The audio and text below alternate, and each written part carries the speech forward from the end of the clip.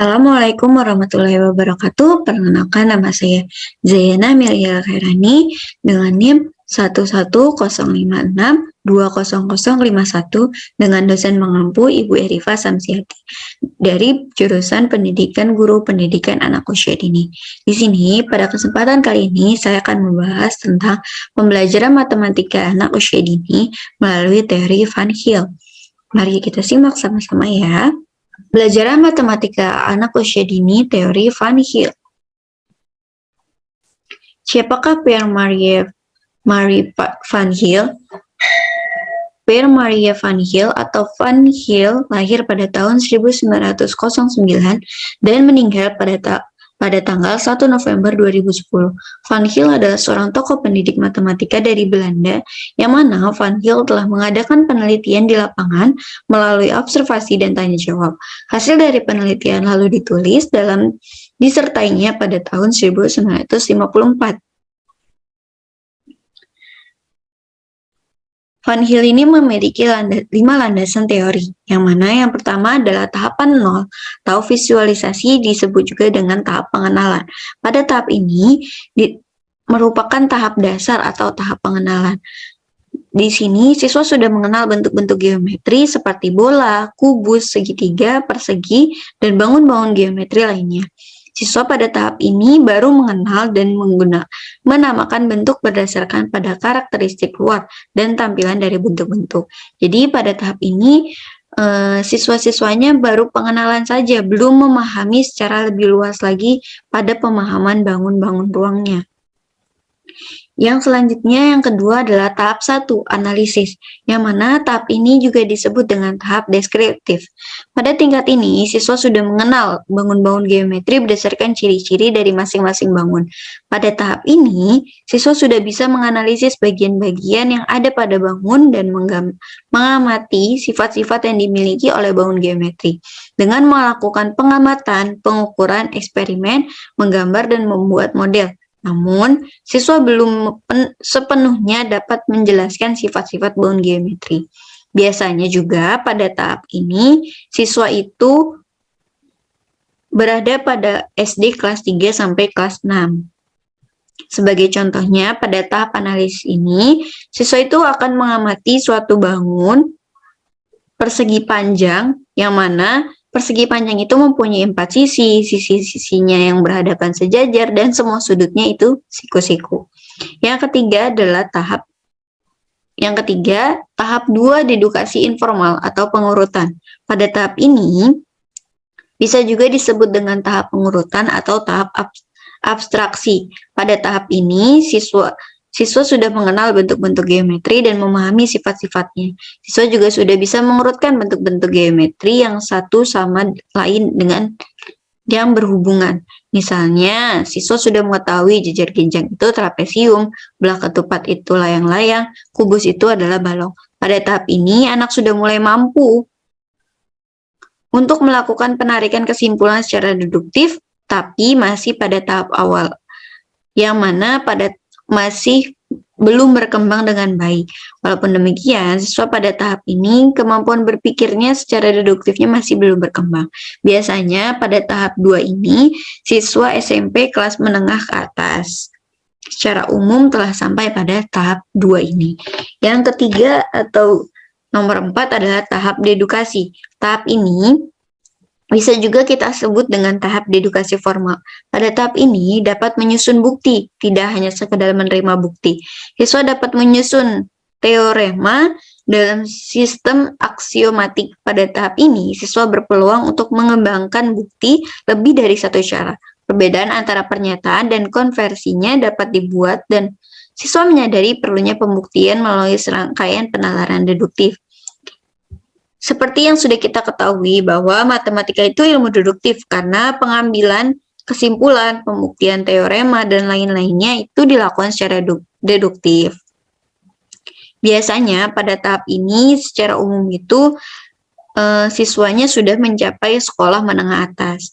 Yang kelima atau tahap 4 adalah rigor. Pada tahap ini biasa juga bisa dikenal dengan tahap metamatis.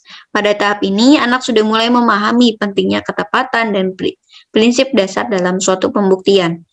Siswa pada tahap ini mampu melakukan penalaran secara formal tentang sistem-sistem matematika, termasuk sistem geometri.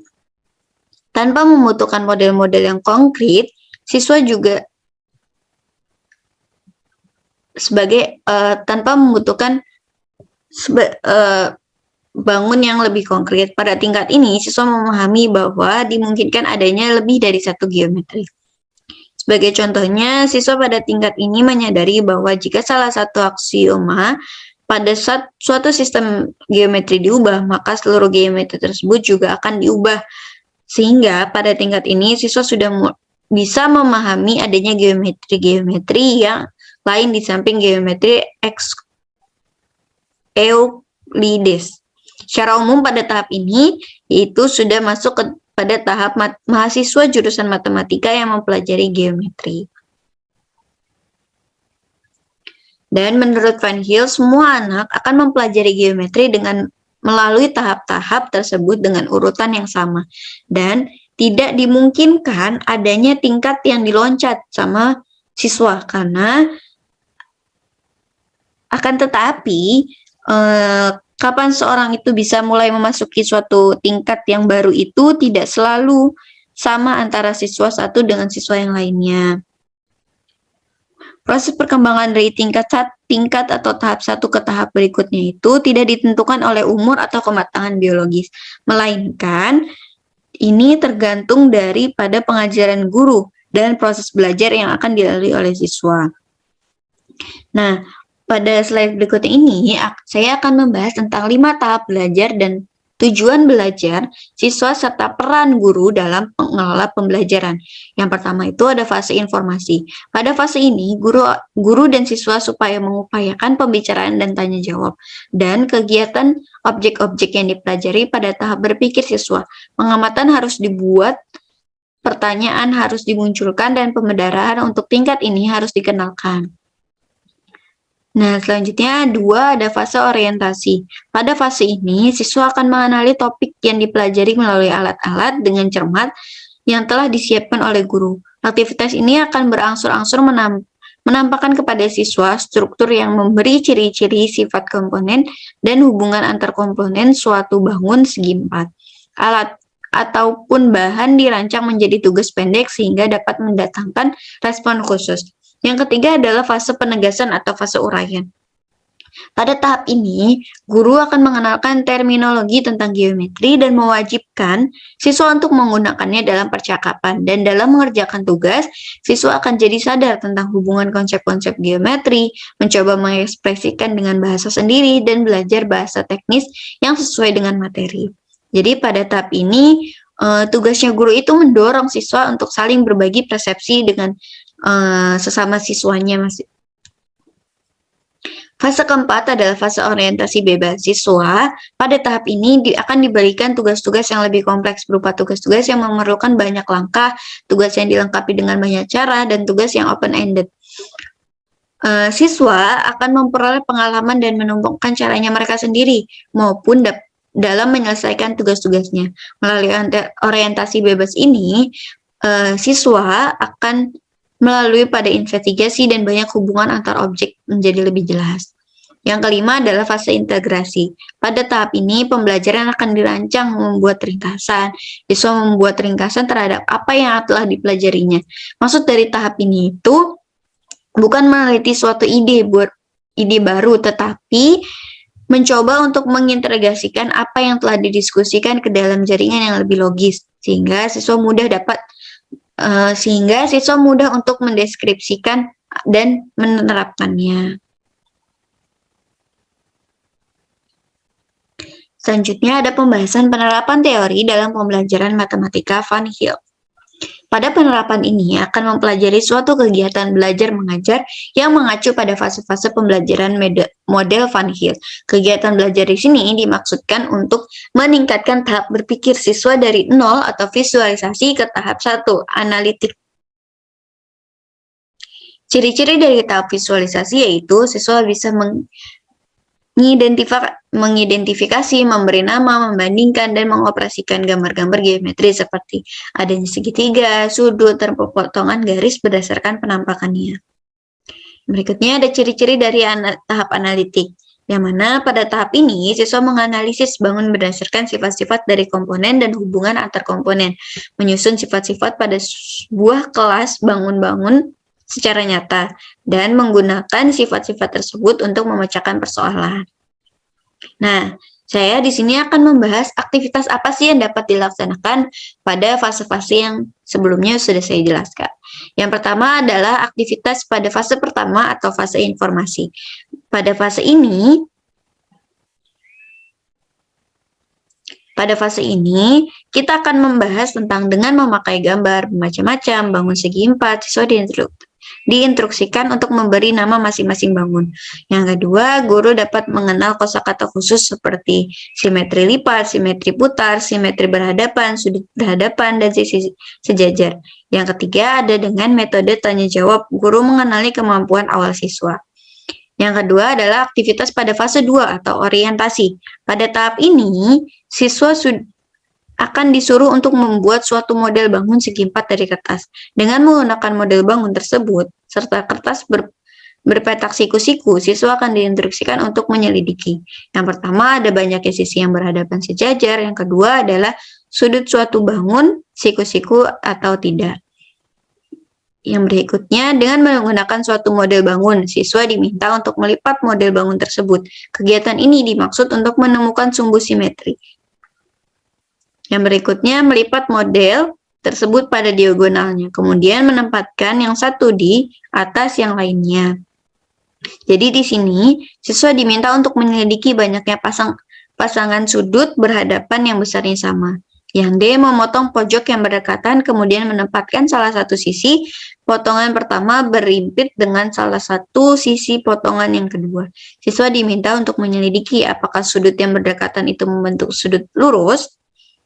Yang berikutnya, memotong semua pojoknya dan menempatkan potongan-potongan tersebut sedemikian sehingga menutup bidang rata. Yang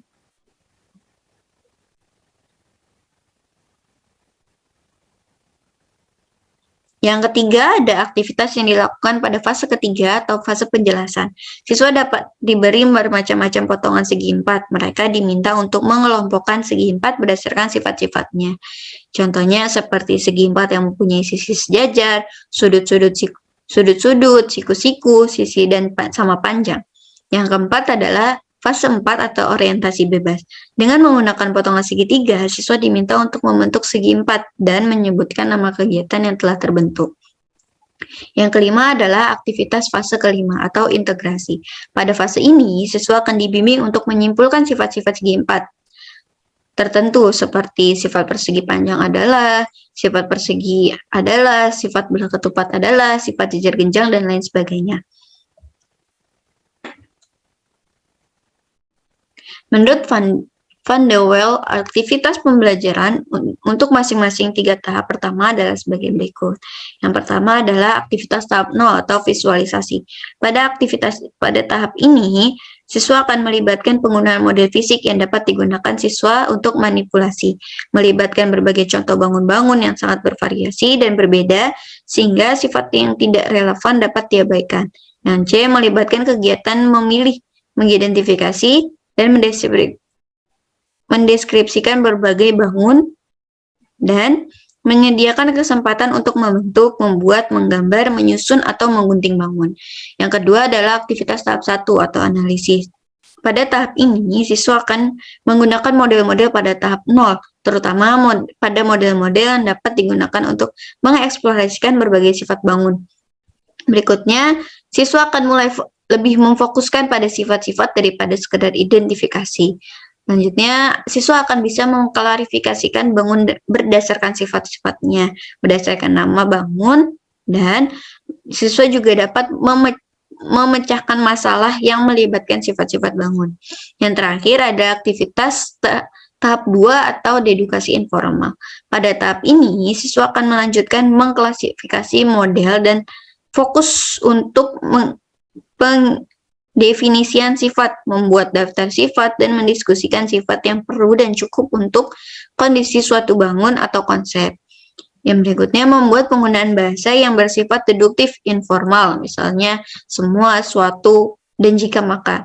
Yang terakhir menggunakan model atau gambar sebagai sarana untuk berpikir dan mulai mencari generalisasi dan contoh kontra. Jika pembelajaran langsung dimulai pada tahap 2, dapat dimungkinkan terjadi mismatch. Mismatch adalah ketidaksesuaian antara pengalaman belajar dengan tahap berpikir siswa. Siswa yang berada pada suatu tahap berpikir akan diberikan pengalaman belajar sesuai dengan tahap berpikir di atasnya.